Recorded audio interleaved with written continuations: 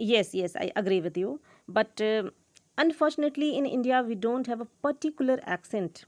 Rather, it is marked by vernacular, which varies depending on particular group and particular area. Here, I would say that the pronunciation changes after 6 miles. And if you'll visit in eastern north part of the India, people have the habit of softening R when it comes at last, like flower, flower. But here at this place where I stay, we pronounce R at last, like flower. We say flower, par. Yes, yes, but it's the same. It is, of course, problem with the Indian people speaking English, but the same is with Polish speaking Polish person speaking English. Russian has very strong, also has very strong accent and different pronunciation, and it is very difficult sometimes to understand Understand, yeah. them. Mm-hmm. So it requires extra additional work about pronunciation. Right, It is right, like, right. skill. There are different skills like listening skills, speaking skills, writing. But Mm. after all that, like, something that summarize all of that is learning proper pronunciation Yeah. because only to be understandable.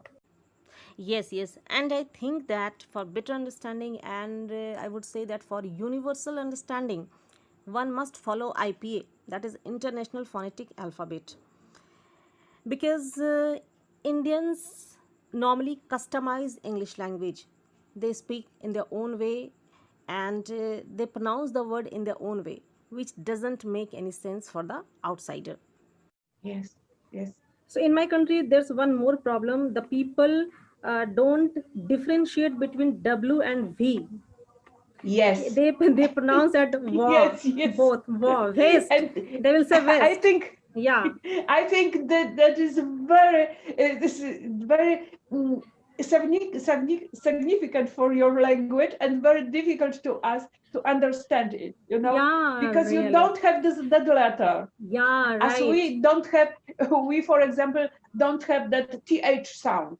We Yeah. can't pronounce it, but I think that it's it's more easier to understand our lack of th sound than your lack of that letter. Obviously, obviously. Yes, I know that. There's one more problem in pronunciation of Indian. They don't have in our Hindi alphabet. We don't have z sound. Z, like we say waj. It should be was. So in Urdu language, there's various sound like ze, zad, zo. There are various sound, but in Hindi alphabet lacks ze sound. Ze, pleasant. They'll say pleasant. So And it it looks changed the word. repulsive. Yeah, And it changed the word completely. So after that, we can't understand it right, right. because for us, it sounds differently. Different, quite different. Yes, you're right. And So, as I said, it is mhm, another subject that we all must learn to obviously. pronounce in that, as you said, universal language. Right, right. Your suggestion is, I think, highly functional. In the schools, especially in private school, there must be a subject like IPA. And Yes, the student, right from the beginning, from standard one, they must be taught this is the exact pronunciation of this word. Because English is not like Hindi and other language which have a specific pronunciation. In English alphabet, I think that only there are five vowels, and they are pronounced differently in different words, like put, but. Here mhm, you sound vary. So in the same way, when we use diphthong, it also varies from word to word. yes. So we cannot take it for granted. So this is one of the great barriers in my country, that the people, unless see the IPA, they can't pronounce it because they don't have idea about the English language peculiarities or its exceptionalities.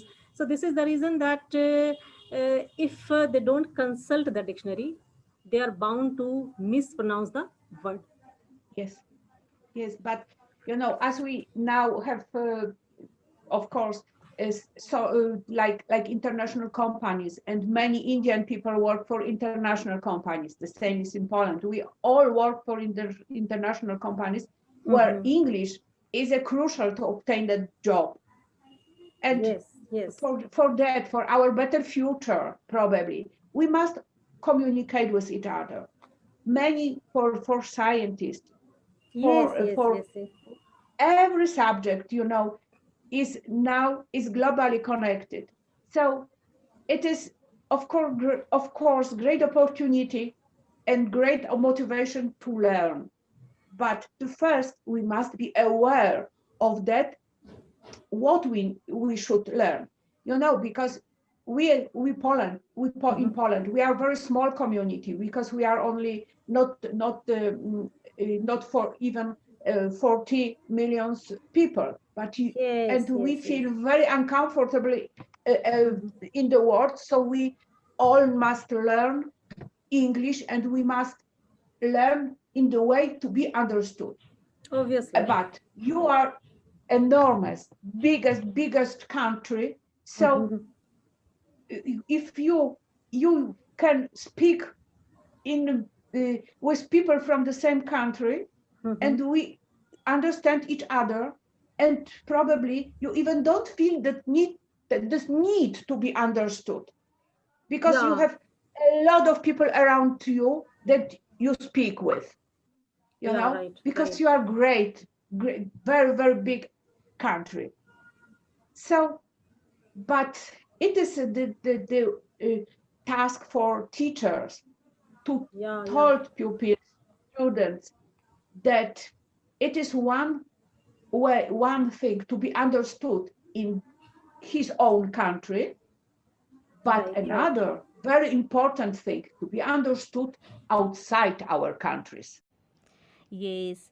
And during my teaching process, I too interact with different native as well as non-native countries, and I think that it's quite embarrassing moment when someone doesn't understand you.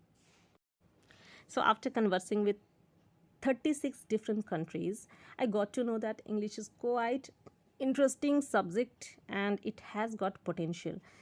I started discovering more about English language and its peculiarities, and no doubt I modified two of my words. And thank you. I find other countries pronouncing it as end and thank you. Although thank you have two syllable, but in fact when they speak like thank you, I think it appears more lyrical. And I agree with you when you said we are global community and we should understand each other, we should interact each other, and we should learn from each other. At last, I would like to ask you one more question that is Yes. related with the vocabulary. So, how should Mhm. one enhance his vocabulary?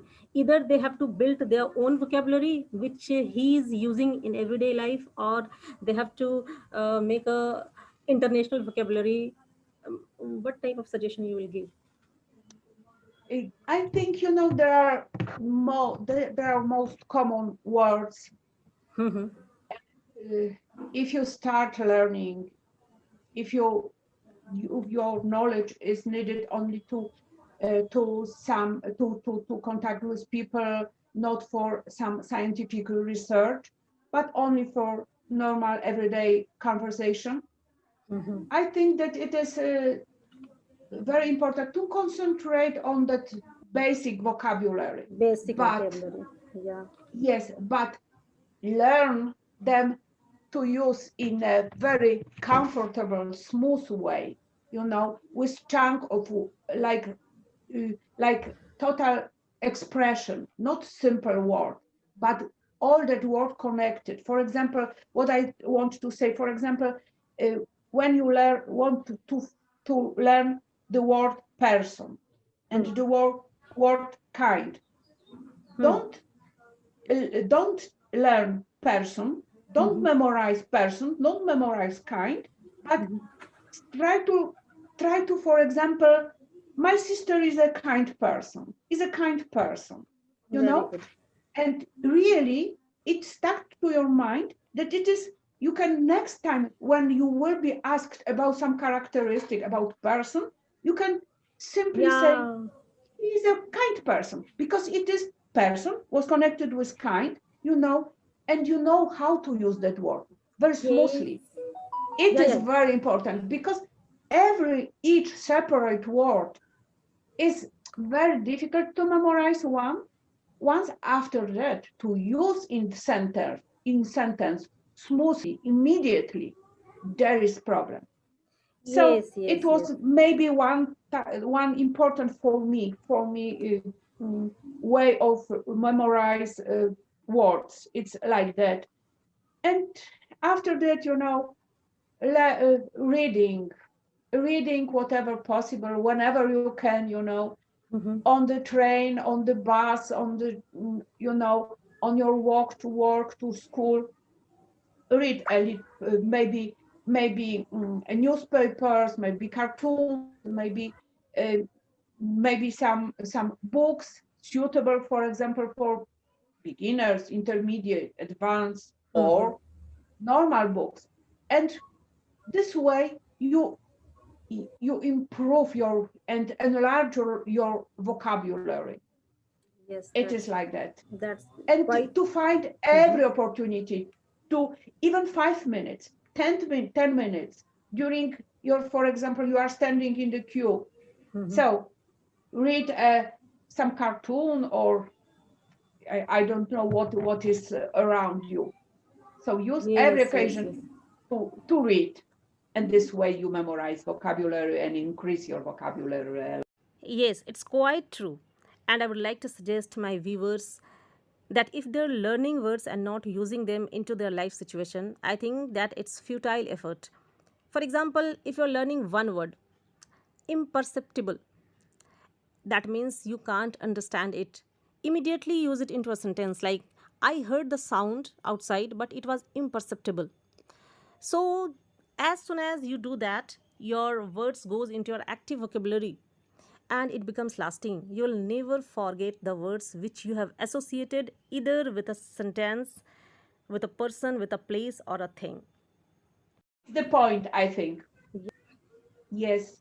And we have, as I can see, we have the same experience and the same way of learning that works. Yes, yes. So I think that it was quite functional and quite fruitful to talk to you, and there are many viewers uh, who are just going to be facilitated by this particular video. And I would like to thank you for coming, Thank you for very giving your much. It was precious time, pleasure. giving your precious time, because I know that you're a highly busy person in your life. You have a lot of work and But tasks and pursuits. Yeah. it was pleasure for me to speak with you and share my experience with your audience. Thank you very much.